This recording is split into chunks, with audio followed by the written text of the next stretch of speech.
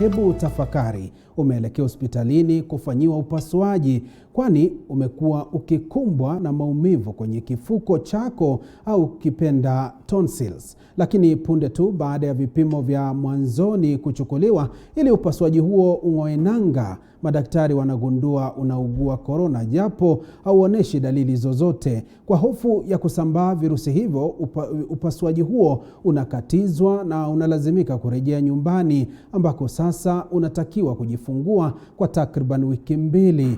Mwandishi wetu David Muthoka alipatana na Esther Tabitha na simulizi ya huyu dada inakuacha na maswali. Tabitha anafahamu jinsi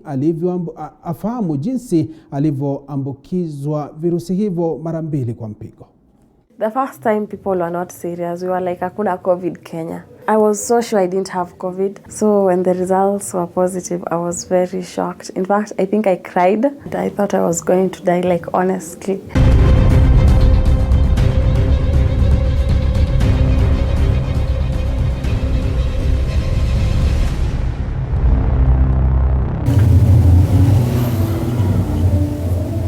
My name is Esther Tabitha, a student at Kenyatta University, taking a diploma course in communication and media studies. I was supposed to have a small procedure.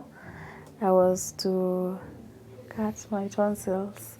Yeah, so I had to do the COVID test before I go to the theater. Yeah, so the results came out positive.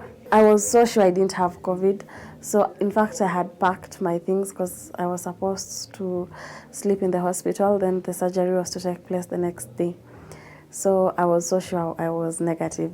So when the results were positive, I was very shocked. In fact, I think I cried and I thought I was going to die, like honestly. Yeah. So the first people I told was a friend of mine. And yeah, just a friend and my sister only. I didn't inform my parents because they would have panicked a lot. There's a friend who came to visit and I had to tell him that I had COVID. So hata hakuingia. I stayed for like 3 weeks before going for the second test. Yeah, so when I went for the second one, I realized I had COVID again. The symptoms were showing a lot. So the COVID team from Juja used to call me. It reached a point at night nikilala, nikipumua, sipumui vizuri, like sifeel nika hewa inafika kwa lungs vizuri.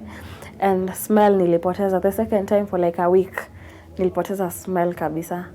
Hata nikikula, nilikuwa tunakula but sifeel taste ya food. I will get confused because some of the symptoms I had are not the symptoms that tulikuwa tunaambiwa kwa TV. After exactly 14 days, I went for another test and it was negative. That's when I told my parents. After going home, actually, I told them I had COVID. After I've experienced the disease, nilianza kuwa very careful. Sahi siwezi toka like nilikuwa natoka before. Hata nikitoka navaa mask. Siwezi enda place tuko wengi. Yeah. I think that's just the lesson. Like I've been so careful. Yeah, and at least naambianga mabeshte zangu I had COVID because people keep saying mimi sijaiona mtu akona COVID apart from politicians na masonko. Yeah, so at least I can tell my friends I had COVID and this thing is real.